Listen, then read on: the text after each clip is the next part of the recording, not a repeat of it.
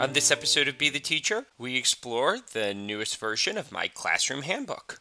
When you're in my class, there are certain expectations for behavior and performance. I put them all into a book for you so that you know exactly what I expect of you. If you meet those expectations, you will most likely find a ton of success, and you and I will get along just fine. So let's explore the classroom handbook. Point number 1, entering the classroom. Pull your class folder, seat yourself, and begin the opening activity. Students who do not pull their folder will be marked absent and lose participation points for the day. Your folder is your time card. If you choose not to grab your folder, you decide to be marked absent for the day.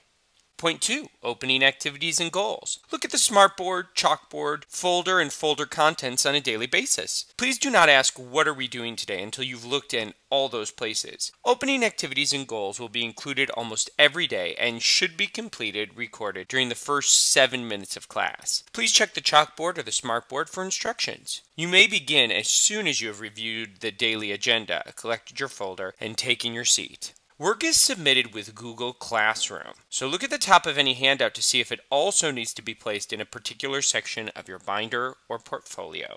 Point 3 is really important to me. Manners. Important words to use in class. Good morning and good afternoon. Please and thank you. You're welcome, may I? Excuse me, Mr. or Mrs. This is a big one for me because you never know whose face you're slamming the door in. Or that person who drops papers and you laugh at them instead of helping them pick those papers up. That might be your teacher next semester. You always want to make sure that you're using proper manners so that you can impress people that you might have to work with later on. And this just isn't teachers, it's also the students you pass in the hallway too. Point 4, food and drinks. No food or drink is allowed in the classroom. I don't like critters, but they like your food. If food or drink is visible, they or I will take it from you.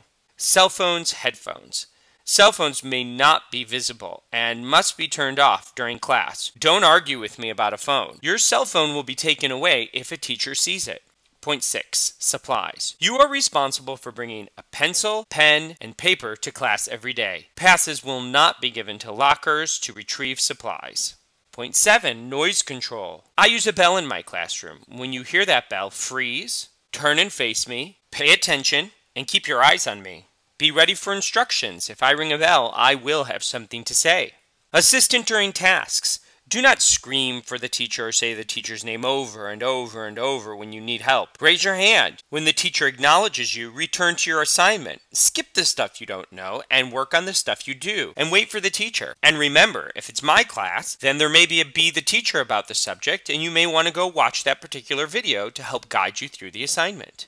Point 9, listening and responding to questions. Please raise your hand to speak. Please wait for the teacher to call on you. Only questions relevant to material/lecture will be addressed. All other inquiries will be addressed at the end of class. And when in doubt, ask 3 before me. This means if we're talking about a movie and you ask me what I ate for dinner last night, I may ignore you altogether to stay on topic. Point 10, ask 3 before me and makeup work. If you are absent, please ask at least 3 people what you missed. Check your folder to see if there are any messages or assignments. Any work that you cannot find is posted on www.ateacherknows.com. If you have checked your folder and asked 3 people for what you missed, you may ask the teacher for any additional information and handouts. Makeup work will be given only for school-related absence. You are responsible to see your folder, your classmates, and our class website to get missed work and handouts that are the result of unexcused absences. Cutting classes will never be rewarded. Point 11, working in groups. The teacher will assign groups. Each student must contribute to the group. Group grades will be issued rather than individual grades, but please know I never allow someone's lack of performance to pull the group grade down. That person will receive a different grade. Please inform the teacher if students are not contributing. Students are not allowed to change groups, so when you complain, I will remind you of this video and this handbook. Point 12, end of class activities. Clean desks and workstations in the last 5 minutes of class. Put folders in correct class collection bin. Do not toss your folder on top of another class folder. Try to put your classroom electronics in the appropriate place. Now this is a major rule alert. Teachers will dismiss the class after workstations are clean and everyone is seated. Remain in your seat until I dismiss the class. The bell does not dismiss the class. You do not dismiss the class. The teacher dismisses the class. The bell is just a reminder for the teacher, hey, it's time to dismiss your class, so let me do my job. Point 13, getting out of your seat. Students may leave their seat only to perform assignment-related tasks. Students are not allowed out of their seats to speak with friends. If students are out of their seat inappropriately, they should not be surprised if they are redirected. Point 14. If you're watching this version of my video, you'll notice the tardiness policy that you've been seeing is slightly different than the one in your handbook. That's because my tardiness policy for upper class and elective classes is different from the 9th and 10th grade mainstream English classes. In my upperclassmen and elective classes, you will be responsible for marking yourself in when you are late. A sign-in sheet can be found next to the front door of the classroom. You'll find a Sharpie and place an L for lateness next to your name under the appropriate day and date. Please know that after 3 lates, your information will be passed on to your parents, the administration, and your counselors. Here's an example below. If I was late, I would find the day on which I was late, and I would place an L in the box next to my name and under the appropriate date. This is non-negotiable. If you are late, don't try to sneak past the sign-in sheet. You must be responsible and follow the appropriate procedure.